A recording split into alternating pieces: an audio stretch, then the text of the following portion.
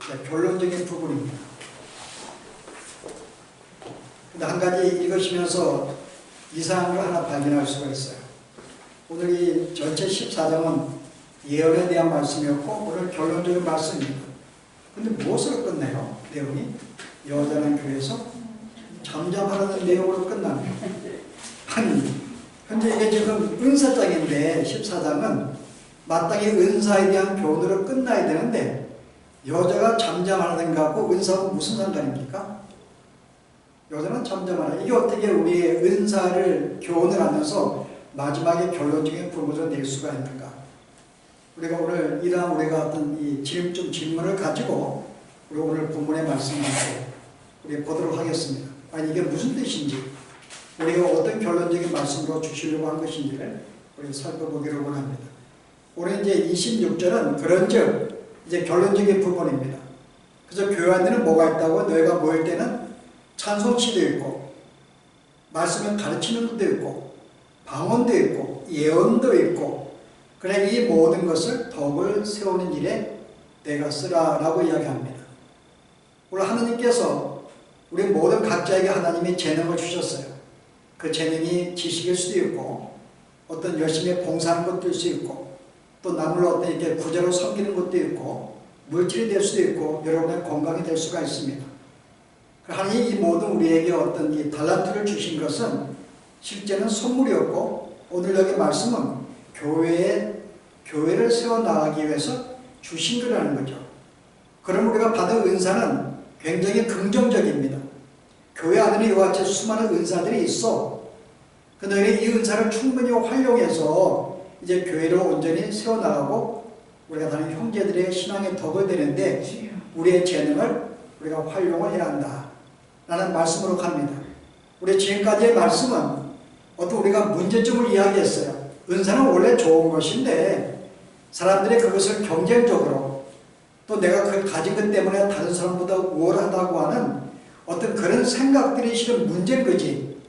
은사 자체는 실제는 우리에게 좋은 것이고 교회에 유익을 주는 것이기 때문에 너희는 그러므로 받은 모든 은사들을 이제 마음껏 우리가 활용해서 교회를 섬기할 것이다 라는 말씀으로 시작을 합니다.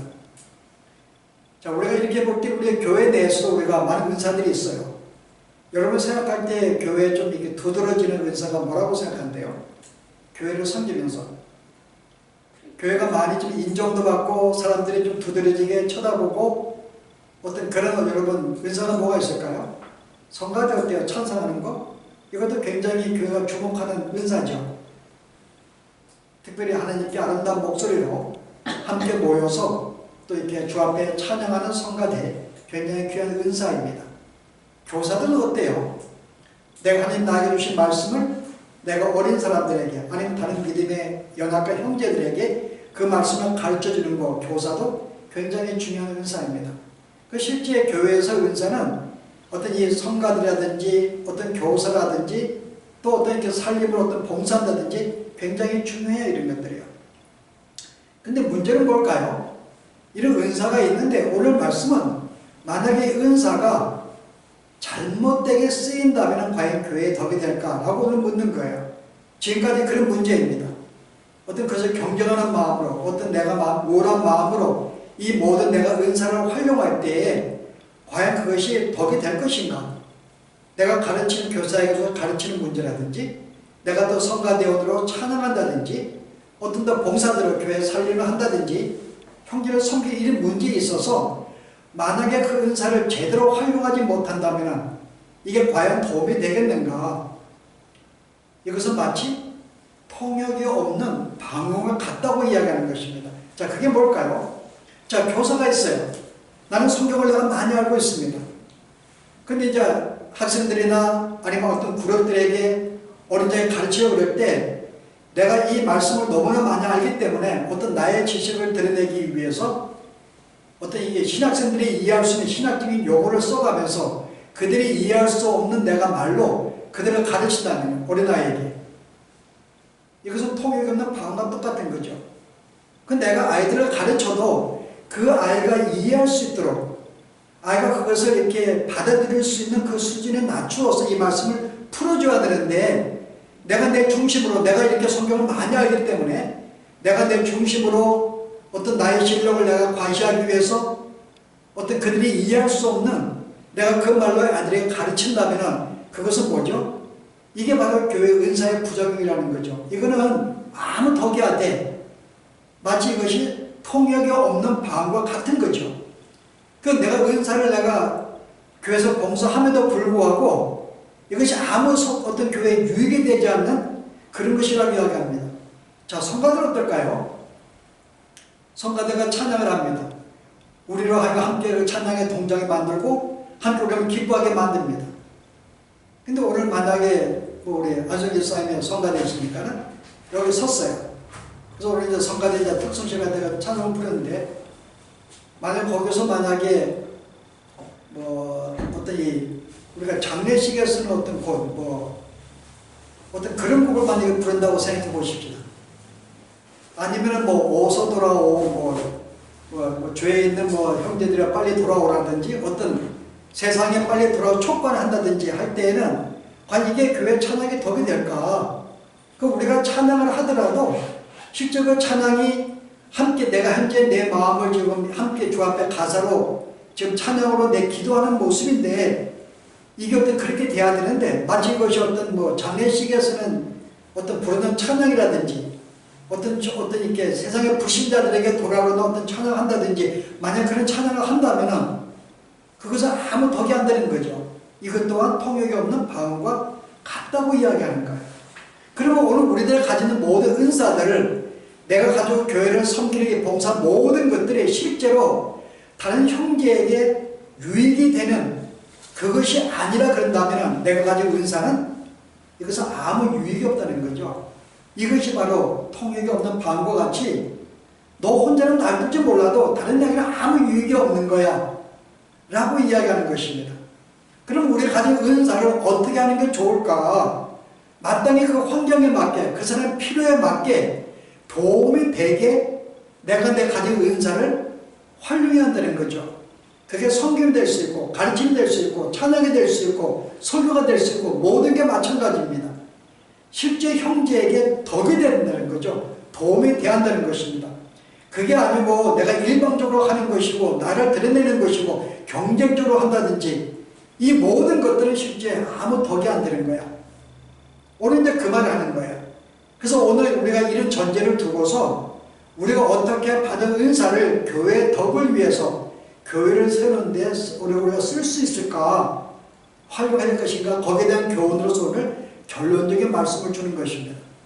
자, 그 중에 하나를 보면 방언하는 자 나오고 예언하는 자 나옵니다. 자, 방언을 할 때에도 덕을 위한 것이기 때문에 만약에 내가 방언을 하더라도 통역자가 없으면 하지 말고 너 혼자 조용히 해. 하나님께만 기도해라고 이야기합니다. 그 다음에 예언도 마찬가지예요. 예언도 두세 사람이 하는데 내가 예언을 합니다. 그 당시는 하나님의 말씀을 직접 받아서 우리가 전달하고 가르치기 때문에 원래는 성경 공부라든지 설교와 같은 어떤 용도겠죠. 근데 그 말씀을 가르치는데 두세 사람만 하는데 순서가 뭐죠?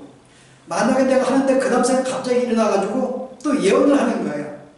그럼 나는 어떻게 하라고요? 너는 조용히 해. 너는 잠잠하라고 이야기합니다. 왜요?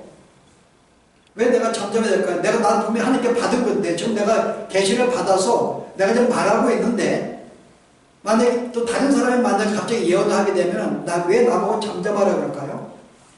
내가 잠잠하는 왜냐하면 이 모든 것은 누가 주는 거예요? 하나님이 역사하는 겁니다. 근데 내가 지금 나에게 예언을 줘서 말하고 있는데 갑자기 다른 사람의 예언에게 하나님이 주셔가지고 말하게 하면은 뭔가 거기에 수정할 게 있다든지 뭔가 보충이 있다든지 뭐가 있다는 표시입니다. 하나님이 주시기 때문에 그러면 실은 내 거보다는 그게 업그레이드 된 거죠. 그럼 마땅히 나는 잠잠해야 되는 거죠. 이게 교회 질서라고 이야기해요. 하나님은 질서의 하나님이시다.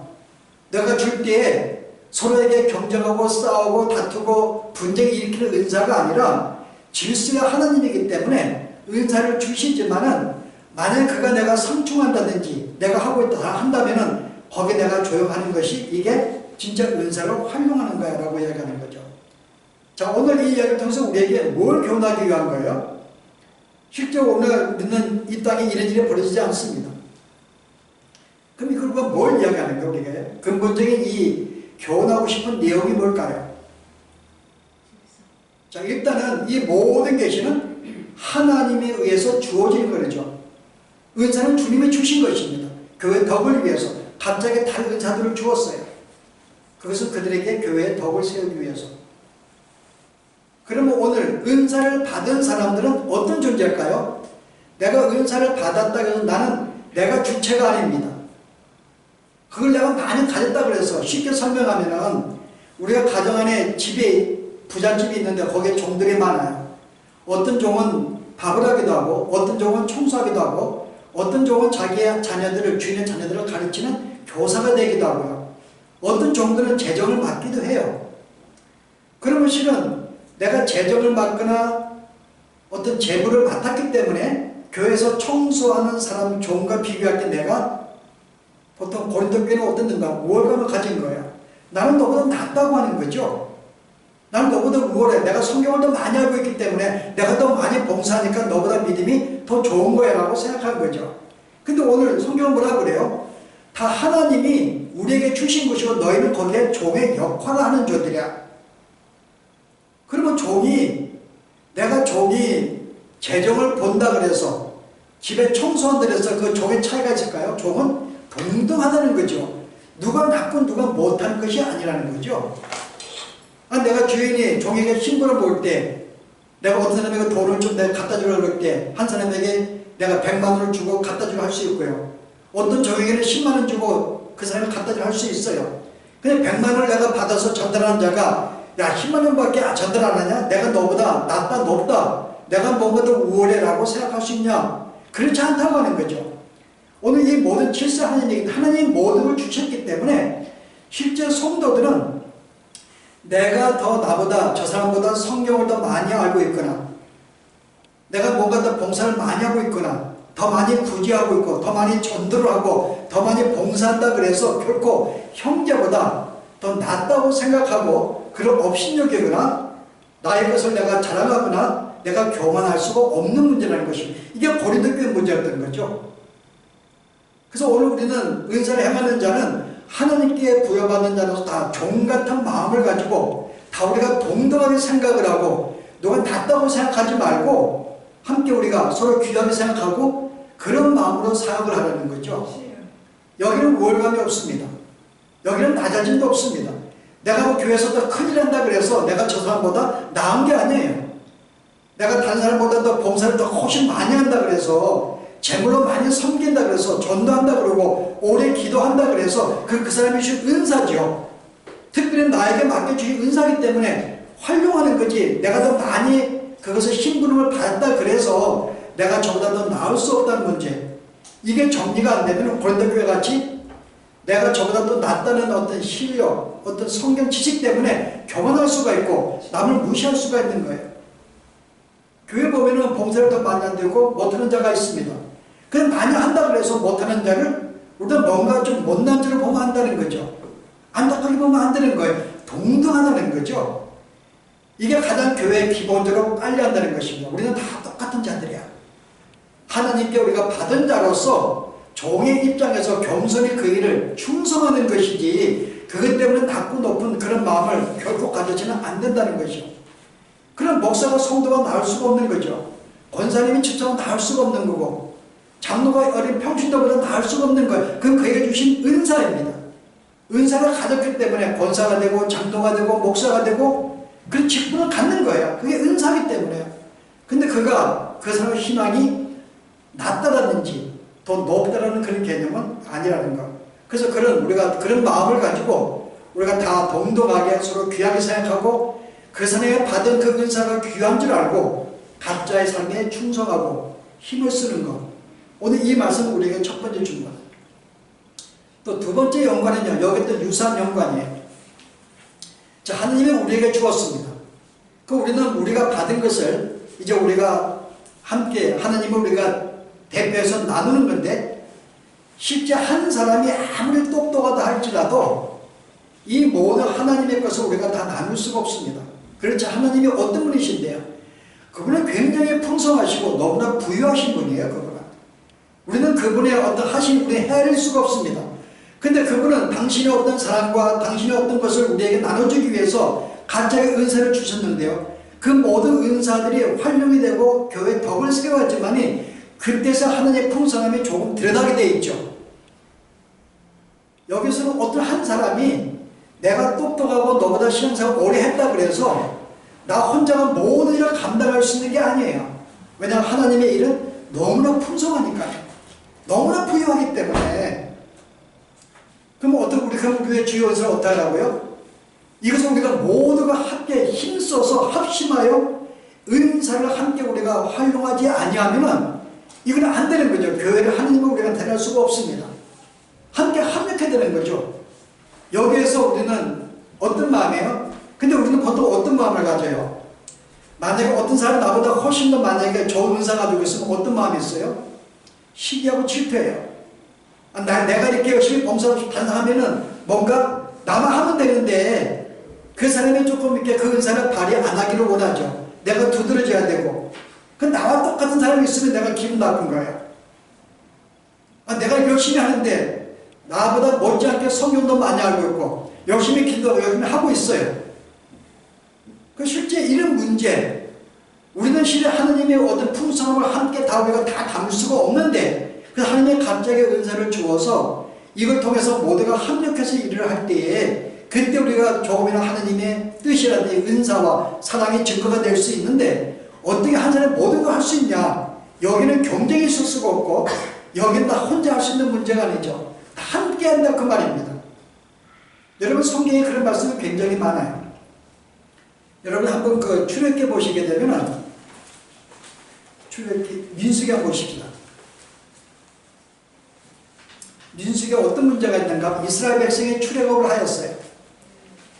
광야에 갔더니 먹을 양식이 없는 거예요. 만두를 씌웠습니다. 또 만두를 먹다 보니까 뭐가 더 필요해요? 그들이 또 고기가 필요한 거예요. 그래서 고기를 달라고 또 불평하는데 모세가 하나님 어떻게 하면 되겠습니까? 그 하나님 뭐라 그러세요? 내가 너 고기 줄게. 근데 얼만큼 준다 그래요? 한번 제가 볼까요? 민수기 11장에 보았더니요. 19절에 하루나 이틀이나 닷새나 열이나 20날만 먹을 뿐 아니라 냄새도 싫어하기까지 한 달 동안 먹게 하리니 내가 너에게 퍼주어 줄게. 하나님이 충분히 공급하겠다 이야기입니다. 이거 믿을 수 있는 거야. 광야에서 어떻게 고기를 구해요? 그러니까 이 하나님이 모세래요. 네가 나를 믿지 못해? 아니 이렇게 그러니까 모세가 뭐라고 그래? 하나님 이 모든 고기를 어떻게 구할 수가 있는데라고 모세가 이야기해요. 그랬더니 하나님께서 야 네가 나를 믿지를 못해? 그럼 내가 너를 믿도록 만들어 줄게. 그리고 내가 이 계시를 받았는데 이걸 내가 백성들에게 이야기한다고 해서 백성들이 믿을 수 있을까요? 라고 한 거예요. 내가 그것을 믿도록 만들어 줄게. 그래서 이제 각 지파를 대표해 가지고 이 72명의 사람들을 이 장로들 다 불러 모읍니다. 근데 거기에 2명이 빠져요. 70명이 모이고 2명이 빠져버립니다. 그들이 이 모임에 참석하지 않는 거예요. 그 70명이 모였는데 어떤 일이 벌어져요? 하나님이 그들에게 모든 자에게 예언의 은사를 주신 거예요. 그들이 모여가 70명이 다 예언을 합니다. 어떤 예언이에요? 모세가 받은 똑같은 영을 받아서 하나님 너에게 풍성하게 준다는 그 말씀을 그들에게 영으로서 부어주시고 말씀해 주신 거예요. 그들이 부인할 수가 없는 거죠. 근데 어떤 일이 벌어졌는가 하면 여기에 참석하지 않는 2명이 자기 진중에 있었어요. 근데 그 하나님의 영이 그들에게도 임한 거예요. 그래서 그들도 그것을 예언을 하게 됩니다. 그러니까 모인 70명이 뭐라 그래요? 기분 나쁜 거예요. 우리가 지금 받아서 우리가 영어로 지금 이야기하고 하는데 여기에 참석도 하는 저 사람이 어떻게 예언할 수가 있어? 어떻게 영을 받을 수가 있어? 모세 보고 금지시켜달라는 거죠. 하지 못하게 하는 거죠. 그러니까 뭐라 그래요? 그중에 26절에 2명이 누구죠? 엘닷과 메낙이라는 사람. 29절에 보세요. 모세가 그에게 이르되 내가 나를 두고 시기하느냐? 여호와께서 그의 영을 그의 모든 백성에게 주사 다 선지자가 되게 하시기를 원하노라 라고 이야기를 해요. 우리는 보통 우리끼리라고 생각해요. 우리 함께 섬기는 자들, 여기에 참여하지 않고 뭔가 여기에 소외된 자들은 뭔가 우리와 다른 그룹. 그래서 그들이 뭔가 하면은 경쟁적인 뭔가 하면은 뭔가 우리는 마음이 좀 불편해요. 싫어합니다. 우리의 그룹이 아니기 때문에. 조금 더 실감나게 할까요? 여러분 마가복음 보시게 되면은 그 요한이 하나님의 능력을 준 제자들에게 다 귀신을 내쫓습니다. 그런데 실제 자기들의 제자가 아닌 자들이 귀신을 내쫓는 거예요. 그러니까 요한이 예수님께 뭐라 그래요? 한번 보시게요. 뭐라 하는지. 마가복음 9장이요. 38절에 요한이 예수께 여짜오되 선생님 우리를 따르지 않는 어떤 자가 주의 이름으로 귀신을 내쫓는 것을 우리가 보고 우리가 따르지 아니함으로 금하였나이다. 예수께서 이르시되 금하지 말라. 내 이름을 의탁하여 능한 일을 행하고 즉시로 나를 비방하는 자가 없느니라. 우리를 반대하지 않는 자는 우리를 위하는 자니라. 여기 요한이 뭐라 그래요? 아니 우리 그룹이 아니에요. 우리가 경쟁자입니다.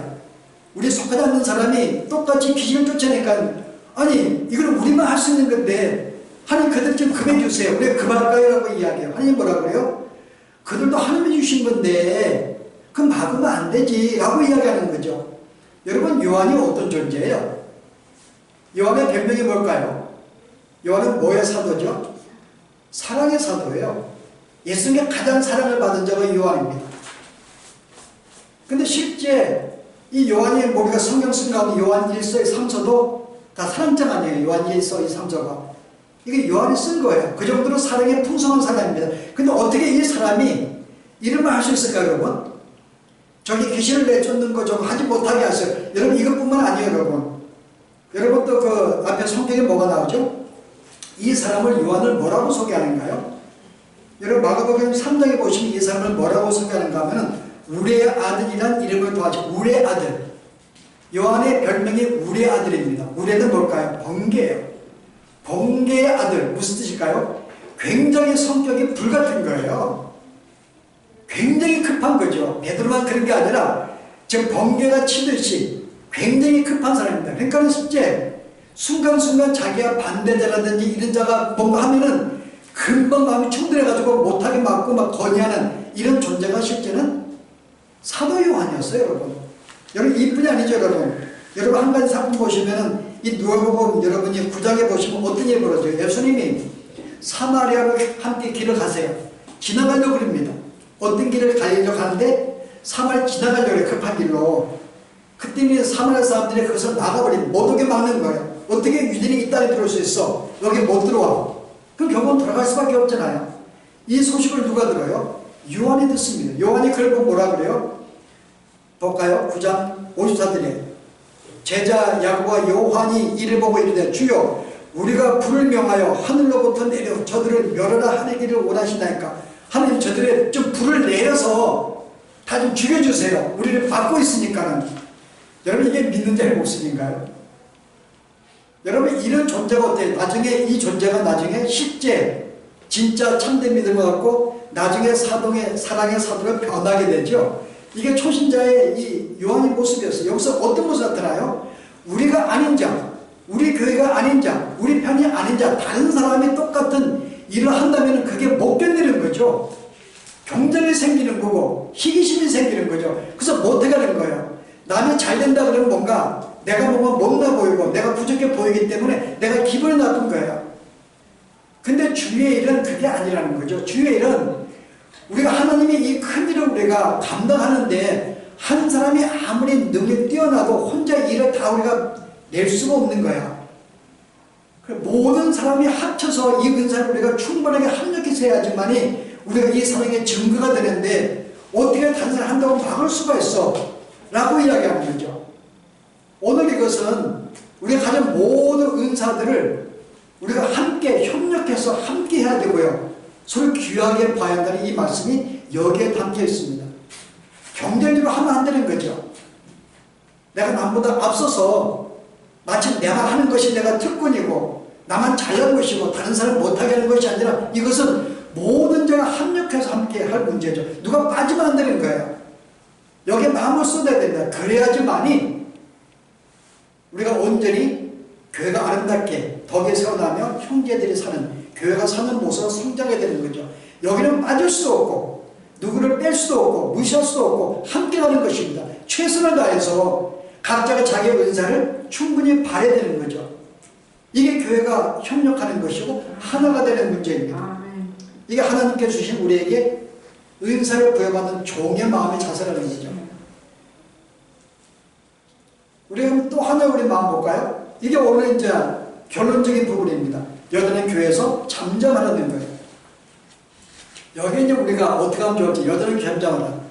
만약 한국계 여자가 잠잠하면 교회가 돌아갈까요? 교회 안 들어가죠. 아니 80~90%가 여자인데 어떻게 이걸 잠잠하라고 교회에서 아무것도 하지 말고 집에 가서 물어보면, 여기 이 말은 우리가 전에 한번 나눴죠 앞에서요. 여기는 결혼한 여자를 말합니다.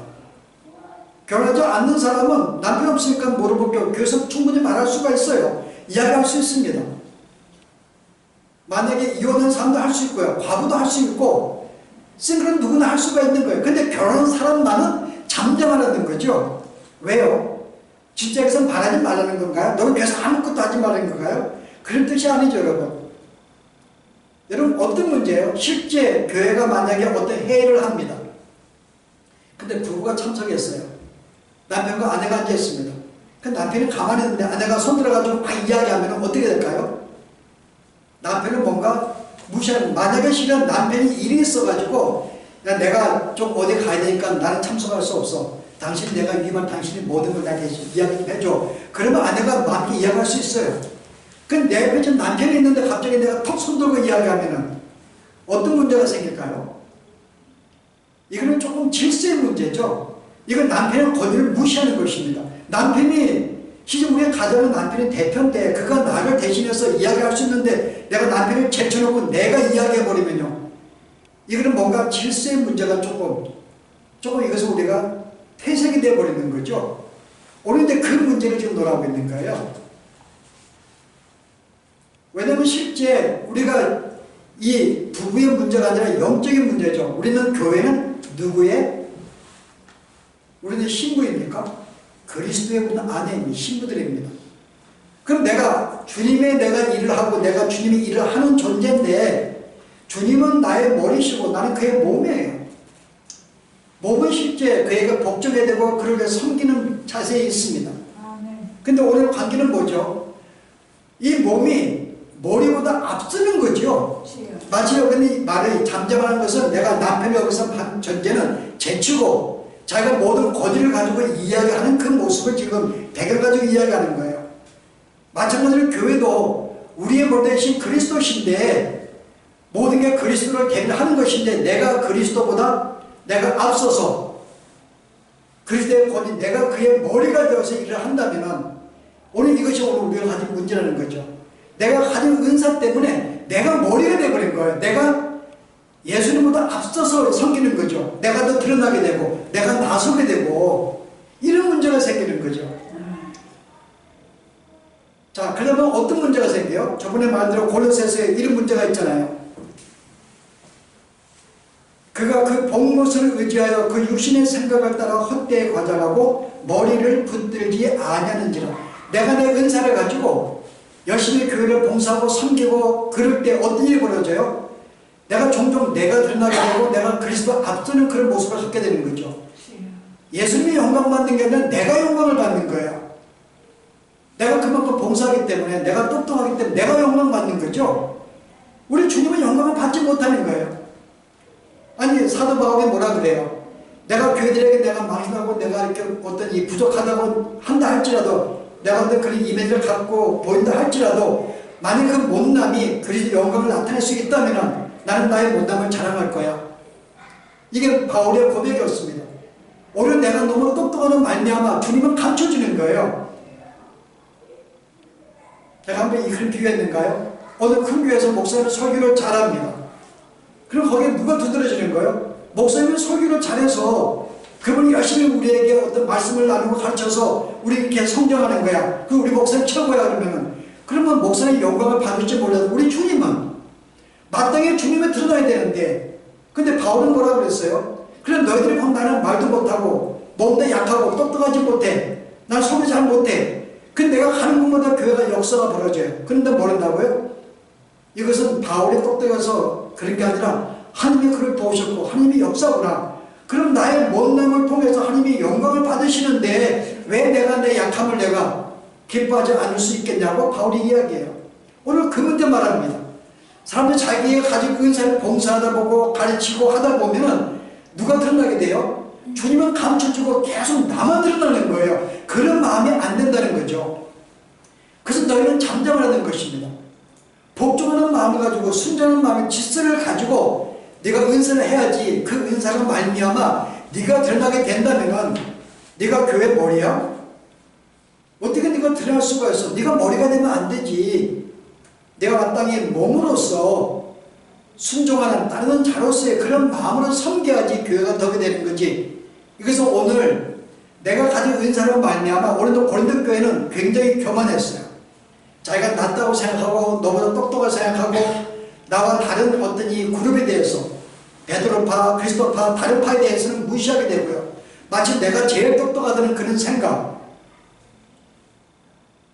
바로 그 생각이 바로 그리스도보다 앞서는, 머리보다 앞서는 너의 섬기는 태도라는 거죠. 이것은 문제야. 그건 교회 덕이 안 되고 내 영광을 가리는 것이고 너는 드러날지 몰라도 그래서 우리가 교회 봉사할 때 내가 드러나면 안 된다고 하는 것입니다.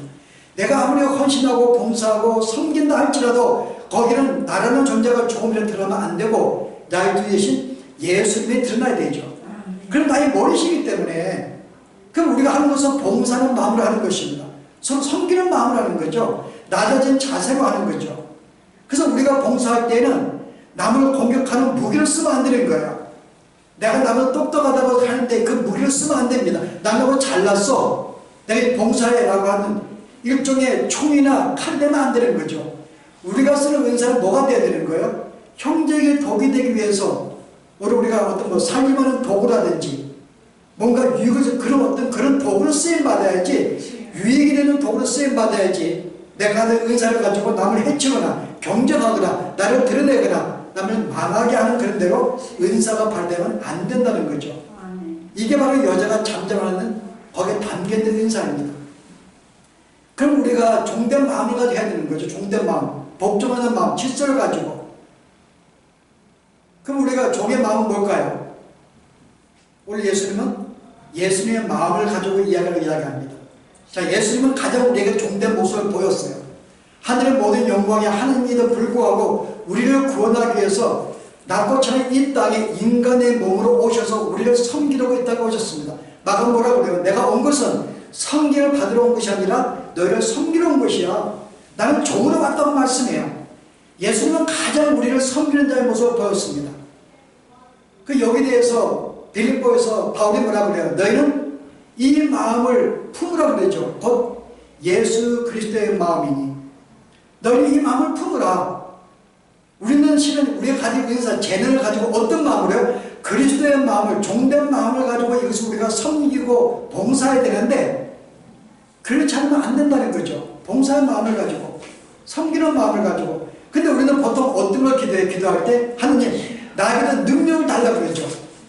우리는 그리스도의 마음을 갖게 달라고 기도하기보다는 더 큰 능력, 더 많은 능력, 나에게 뛰어난 그런 능력을 우리는 강구합니다. 더 많은 성경의 지식과 더 설교를 잘하는 것과 더 많이 봉사하는 것과 더 많이 어떤 구제할 수 있는 나에게 큰 능력을 달라는 거죠. 방언도 더 멋있게 하고 예언도 더 크게 하고 병도 더 많이 고치는 더 큰 능력. 근데 큰 능력은 뭐야? 그건 너희가 드러나고 머리보다 앞서는 삶이지. 너희는 잠잠하게 해야지. 섬기는 마음으로. 그래서 우리가 구할 것은 어떤 마음으로? 그리스도의 마음을 가지고 섬기는 마음을 가지고 너희가 가진 모든 재능을 가지고 봉사를 해야 한다고 우리에게 얘기하는 것입니다. 그런 마음이 아니면 교회 덕을 세울 수가 없고 우리 형제를 해칠 수밖에 없고 너의 개인에게는 너의 영광이 드러나고 경쟁적이고 싸움이 되고 아무 유익이 없기 때문에 그러므로 이 은사는 주님이 우리에게 갑자기 주신 것은 교회의 덕을 주신 거기 때문에 너희는 모든 자가 받은 자로서 합력해서 내가 너보다 더 많이 갔다고 교만할 것도 없고 내가 동등한 서로 같은 위치에 서서 주의 마음을 가지고 겸손히 섬기는 것. 주님보다 앞서지 아니하고 그 어떤 교회 섬김으로 내가 드러나지 아니하고 오히려 주님이 드러날 수 있는 그런 마음으로 교회를 섬기는 것. 오늘 이와 같은 교훈을 우리에게 주고 있습니다. 그래서 오늘 마지막 은사를 정리하면서요. 우리 각자의 하나님이 각자에게 다 재능을 주었어요. 남이 가지지 못한 것들입니다. 그게 여러분의 재물 될 수도 있고 지식이 될 수 있고 어떤 열심이 될 수 있고 모든 게 될 수가 있는데 그것을 가지고 실제 여러분 형제의 실제 도움이 될 수 있는 교회를 세울 수 있는 겸손한 마음으로 종된 마음으로 섬기는 우리 그런 성도들 되길 바랍니다. 기도하십시오. 오늘